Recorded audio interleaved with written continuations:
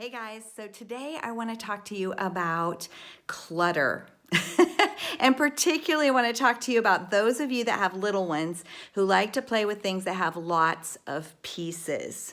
And I want to talk to you about the concept of access. How much access are you giving to your kids' toys that have lots of pieces? So let me explain what I'm talking about, okay?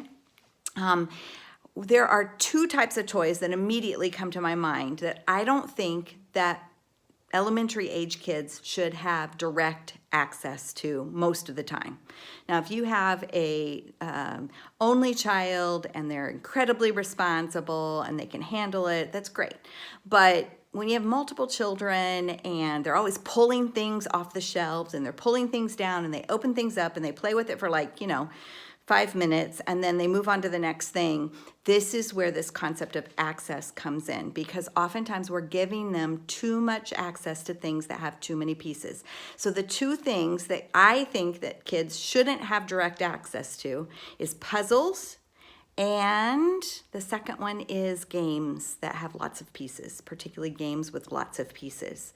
I think you need to have access to them, and then the kids have to ask you so that then they can have access through you. That's wisdom, guys. And this will help to control the crazy clutter. So what made me think of this is this weekend, we're going to have some of our grandkids here. My husband and I were up in our attic. We have a walk-up attic, and we were kind of organizing it. And I ran across this big tub of puzzles, okay? And this tub of puzzles, I was like, oh, the grandkids haven't played with these. They'll love this. So we brought it downstairs, but they will not have access to this tub. I will have access to this tub.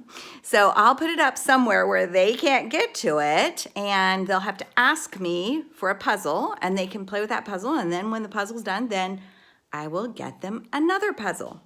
But they won't have direct access to it, because if that happens, then there's just going to be puzzle pieces everywhere, and we're not even going to know what pieces go to what puzzle, okay? So anyway, they'll ask, I'll give them this puzzle, which, by the way, we used to have just stacks of boxes of puzzles, and I found this was a much better way of doing puzzles. So we just cut out the picture that's on the puzzle, and we put it in a Ziploc bag, and now the kids can do that. And these all fit in one little bin. What a difference that makes, instead of them being like stacked mile high on shelves. So it's worked really well. Now, I wouldn't do that for like a 500 or a 1,000 piece puzzle. These are 25 and 30 and 40 piece puzzles. And so same thing, we've got some board puzzles in here. They'll ask me for that. They'll get to use it, and then bring it back to me, and I'll give you another one.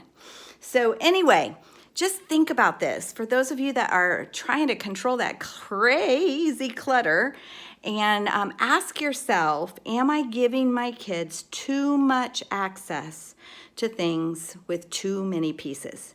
Anything with pieces probably needs parent access, but they have to come to you to get that access. So anyway, fun little thing. So I was just looking at these puzzles, these big puzzles here, okay? So these, oh, that one's upside down.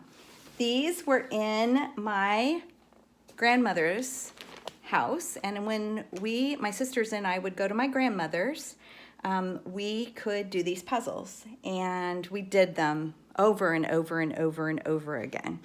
But I was noticing the date on them is 1960. I was born in 1964. So these are little antique puzzles. But how fun that I did them at my grandma's, and now my grandkids get to do them at my house. So anyway, I hope this is helpful for you. The concept of access, am I giving my kids too much access? And hopefully this will inspire you to maybe reserve the access for you. And then that will help you to control the crazy clutter.